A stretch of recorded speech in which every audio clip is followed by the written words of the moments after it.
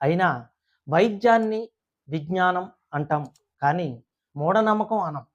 అలాగే జ్యోతిష్యం విజ్ఞానమే కానీ మూఢనమ్మకం కాదు.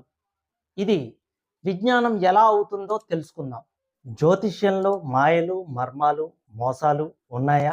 టీచర్లు, లెక్చరర్స్ క్లాసులో జ్యోతిష్యం చెబుతున్నారు. ఎలక్షన్లో ఖచ్చితంగా ఇన్ని సీట్లు వస్తాయి అని ఏ జ్యోతిష్య శాస్త్రము ఖచ్చితమైన నెంబర్లతో చెప్పదు. ఈ విషయాన్ని గమనించారా? అలాగైతే సైన్స్ కూడా మూఢనమ్మకమే, వైద్యులు చేసే వైద్యం కూడా మూఢనమ్మకమే అని ఎప్పుడైనా ఆలోచించారా? నక్షత్రాలు, గ్రహాలు వీటి ప్రకారం ఎప్పుడు, ఏ కాలంలో ఎవరు ఏం చేయాలి అనే విషయాలు మీరు ఎగ్జామ్ పాస్ అయ్యారు అంటే మీ తెలివితేటలతో కాదు, మూఢనమ్మకంతో. ఇదే లెక్చరర్ చేస్తే జ్ఞానము, ఇదే డాక్టర్ చేస్తే విజ్ఞానము, ఇది జ్యోతిష్యుడు చేస్తే అజ్ఞానము. మూఢనమ్మకమా? మనం చేసే ప్రతి పనిలోనూ సైన్స్ అనబడే జ్యోతిష్యం ఉంది. ఆ విషయం మీకు తెలుసా? ఇప్పుడు నేను చెప్పబోయే విషయాలు మీకు నిజమేగా అని అనిపిస్తే తప్పకుండా కామెంట్ సెక్షన్లో కామెంట్ చేయండి. జ్యోతిష్య శాస్త్రం ఒక అపురూపమైన విజ్ఞానం. ఇది నమ్మకం కాదు, మూఢనమ్మకం కాదు. విజ్ఞానం ఎలా అయ్యిందో తెలుసుకోండి. శ్రీమాత్రే నమః. జ్యోతిష్య శాస్త్రం ఒట్టి బూటకమని, అది మనుషులను మోసం చేసే ప్రక్రియ అని, ఇది శాస్త్రం కాదని, కేవలం ఒక మూఢనమ్మకమని ఎందరో విమర్శకులు చెబుతున్నా ప్రపంచవ్యాప్తంగా జ్యోతిష్య శాస్త్రం ప్రాముఖ్యత తగ్గటం లేదు. చాలామంది జ్యోతిష్యాన్ని చాలా చులకన భావంతో హేళన చేస్తున్నారు. మన ప్రాచీన భారతీయులు కూడా సూర్యకాంతి ఆధారం చేసుకుని కాలగణన చేసి గ్రహగతులను నిర్ణయించారు. అలాగే శుభ అశుభ కాలాలను, ప్రకృతి వైపరీత్యాలను గ్రహగతులతో అనుసంధానం చేసి మానవ జీవితాలపై అన్ని గ్రహాల ప్రభావాలను కనుగొన్నారు. వేద కర్మలు నిర్వహించడానికి కాలం చాలా ముఖ్యమైనది. కాలానుగుణంగా యజ్ఞ యాగాదులు నిర్వహించడం కోసం తిథులు, వారాలు, నెలలు, ఋతువులు, నక్షత్రాలు, గ్రహాలు వీటి ప్రకారం ఎప్పుడు, ఏ కాలంలో ఎవరు ఏం చేయాలి అనే విషయాలు తెలియజేశారు. మన ప్రాచీన మహర్షులు వేదాలను, ప్రకృతిని, అందులోని నక్షత్రాలను, గ్రహాలను, వాటిలోని మర్మాలను ఎన్నో వేల సంవత్సరాల పాటు పరిశీలించి పరిశోధించి కొన్ని శాస్త్రాలను రూపొందించారు. వాటిలో జ్యోతిష్య శాస్త్రం ఒకటి. హైందవ జ్యోతిష్య శాస్త్రానికి కొన్ని లక్షల సంవత్సరాల చరిత్ర ఉంది అని చెప్పవచ్చు. వేదాలలో కూడా జ్యోతిష్య శాస్త్ర సంబంధ అంశాలు చెప్పబడ్డాయి. హైందవులకు ప్రామాణిక గ్రంథాలుగా చెప్పబడిన రామాయణ, మహాభారత, భాగవత గ్రంథాలలో కూడా జ్యోతిష్య శాస్త్ర అంశాలు వివరించబడ్డాయి. శ్రీరాముడు, శ్రీకృష్ణుడు ఏ నక్షత్రంలో జన్మించారు, వారు జన్మించినప్పుడు ఏ గ్రహస్థితులు ఏ విధంగా ఉన్నాయి అన్న విషయాలు కూడా ఈ గ్రంథంలో చెప్పబడ్డాయి. బృహత్పరాశర హోర శాస్త్రమును హైందవ జ్యోతిష్య శాస్త్రానికి పునాదిగా చెప్తారు. అసలు జ్యోతిష్యంలో ఏముంది? ఈ జ్యోతిష్యం అంటే ఏంటి? అది మనిషికి ఏ విధంగా ఉపయోగపడుతుంది? ఇది కరెక్టా కాదా అన్న విషయాలు కూడా తెలుసుకోవడానికి ప్రయత్నించరు. కానీ ఇది మూఢనమ్మకం అని, మోసం చేస్తున్నారని చాలామంది భావిస్తూ ఉంటారు. కొందరు చేసే తప్పుల వల్ల శాస్త్రమే తప్పు అంటే ఎలా? అలాగైతే సైన్స్ కూడా మూఢనమ్మకమే, వైద్యులు చేసే వైద్యం కూడా మూఢనమ్మకమే. మీరు చదివిన చదువుల్లో కొన్ని థియరీలు, కొన్ని ఫార్ములాలు నిరూపితం కానివి ఉన్నాయి. గుడ్డిగా మూఢనమ్మకంతో చదువుతున్నారు. ఇది మీకు మూఢనమ్మకం అనిపించదు. ఎందుకంటే నిరూపితం కాని ఫార్ములాలతోటి చదువుకుంటే మంచి ప్యాకేజ్ తీసుకోవచ్చు.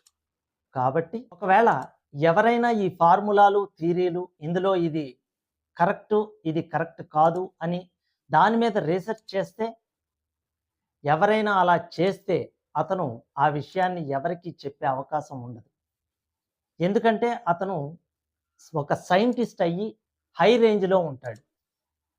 జ్యోతిష్యం గురించి తెలుసుకునే ముందు ఈ విషయం కరెక్టే అనేవాళ్ళు కామెంట్ సెక్షన్‌లో కామెంట్ చేయండి. అసలు జ్యోతిష్యం ఎలా పుట్టిందో క్లియర్‌గా అర్థమయ్యేలాగా తెలియజేస్తాను. స్కిప్ చేయకుండా పూర్తి వీడియో చూడండి. మీరు చెప్పింది కరెక్టే అనేవాళ్ళు ఖచ్చితంగా కామెంట్ సెక్షన్‌లో కామెంట్ చేయండి. జ్యోతిష్యం వేదాంగాలలో ఒకటి. వేద పురుషునికి కన్ను వంటిది. అంటే వేదాలను అధ్యయనం చేసేటప్పుడు వేదాంగమైన జ్యోతిష్యంలో ప్రావీణ్యం ఉండాలి. ఆ శాస్త్రాలలో చెప్పిన అంశాలను కల్పనలుగా కొట్టిపారేయకూడదు. ఈ విజ్ఞానమంతా నేడు యువత భవిష్యత్తును తెలుసుకుని మంచి చెడు ఆలోచించుకుని ముందుకు వెళ్ళడం కోసం ఉపయోగపడుతుంది. ఈ జ్యోతిష్యంలో మాయలు, మర్మాలు, మోసాలు ఏమీ లేవు. మీకు క్లియర్‌గా అర్థమయ్యేలాగా చెప్తాను. ఇది కూడా ఒక విజ్ఞానమే. జ్యోతి అంటే వెలుగునిచ్చేది అని అర్థం. నేను చెప్పే విషయాలు మీకు నిజమేగా అని అనిపిస్తే తప్పకుండా కామెంట్ సెక్షన్‌లో కామెంట్ చేయండి. మనం చదువుకునేటప్పుడు ఒక గైడ్ కొనుక్కునే చదువుకునేవాళ్ళం. ఆ గైడ్‌లో ఉన్న క్వెషన్స్ అండ్ ఆన్సర్స్ అంతకు ముందు సంవత్సరాల్లో పరీక్షల్లో వచ్చినవి. ఈ క్వెషన్స్ ఇంపార్టెంట్ అయినవి. వీటిలోనే మనకి మళ్ళీ ఎగ్జామ్‌లో క్వెషన్స్ వస్తాయి అనే ఉద్దేశంతోటే ఆ గైడ్‌ని ఫాలో అవుతాం. అంటే ఆ గైడ్‌లో ఉన్నవి అంతకు ముందు రాసినవి.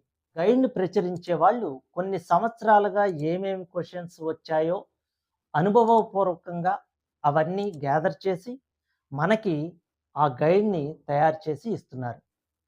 వాళ్ళు ఖచ్చితంగా ఇదే క్వెషన్స్ వస్తాయని చెప్పరు. ఇలాంటివి వచ్చే అవకాశం ఉంది అని చెప్తారు. మనం ఆ గైడ్ మొత్తం బాగా చదువుతాం.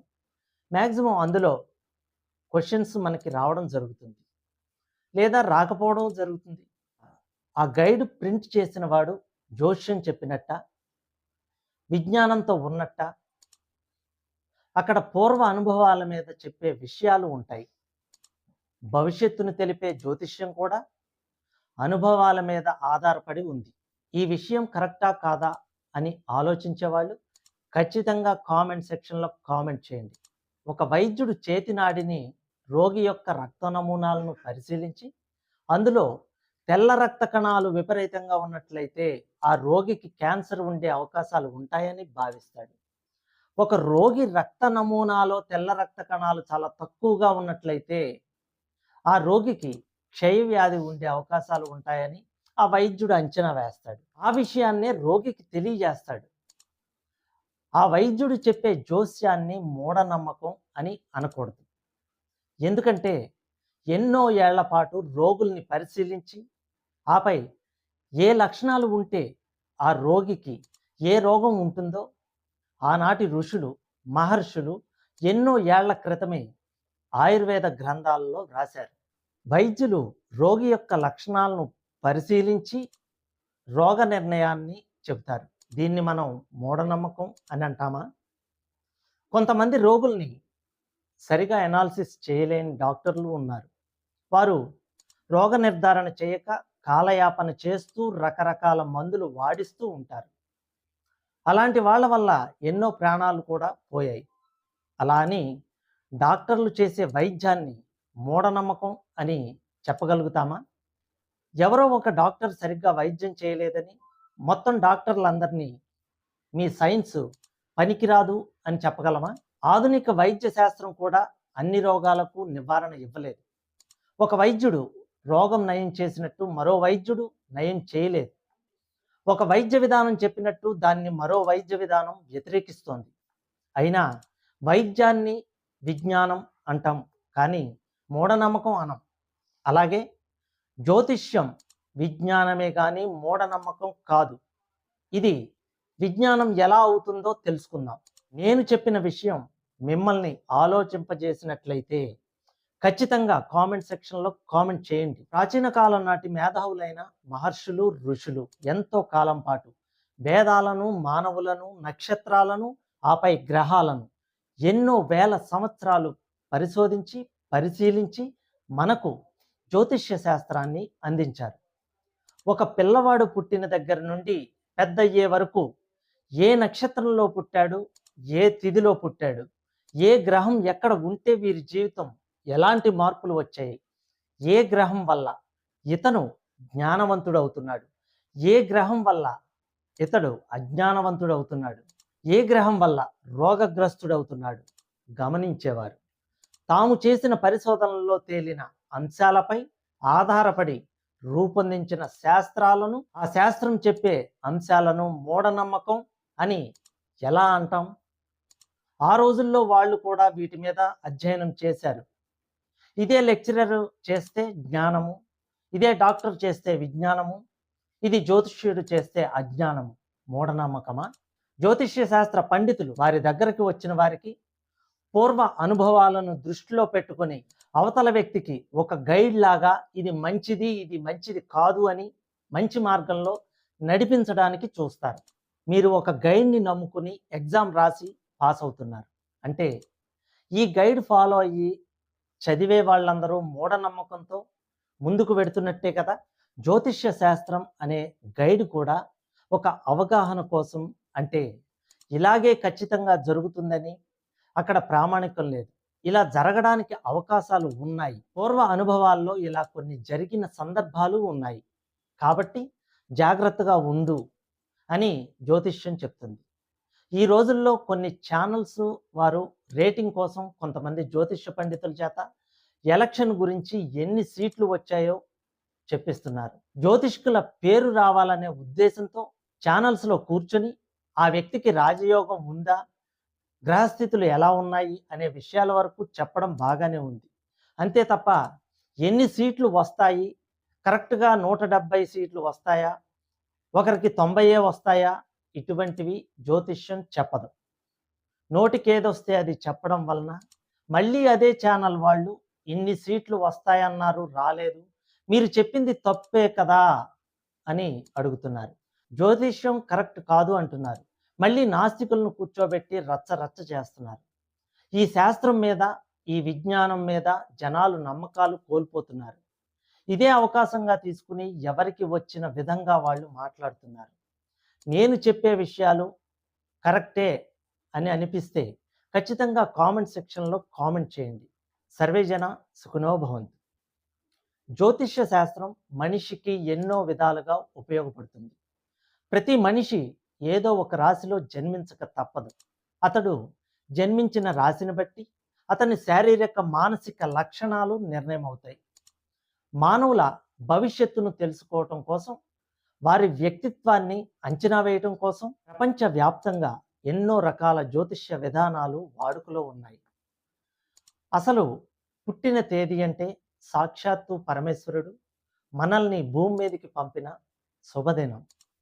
ఆ బ్రహ్మదేవుడు మన నుదుట రాసిన బ్రహ్మరాత మరెక్కడో లేదు, ఖచ్చితంగా మన పుట్టిన తేదీలోనే ఉంది. మనకు కలిగే శుభ అశుభయోగాలు, అదృష్ట దురదృష్టాలు అన్నీ మన పుట్టిన తేదీలోనే నిక్షిప్తమై ఉన్నాయి. ఆకాశంలో తిరగాడే నవగ్రహాలు, 12 రాసులు, 27 నక్షత్రాలతో నిండి ఉన్న మన పుట్టిన తేదీ మనకు చెప్పే ఆశ్చర్యకరమైన, అద్భుతమైన జీవిత రహస్యాలు ఎన్నో ఉన్నాయి. ప్రతి సంవత్సరం సూర్యచంద్ర గ్రహణములు ఏర్పడతాయి. ఈ గ్రహణాలు ప్రపంచంలోని దేశాల మీద, మానవుల మీద అనేక రకాల ప్రభావాలను చూపిస్తాయి.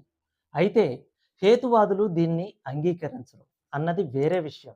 హేతువాదులు కేవలం సైన్స్ను మాత్రమే నమ్ముతారు.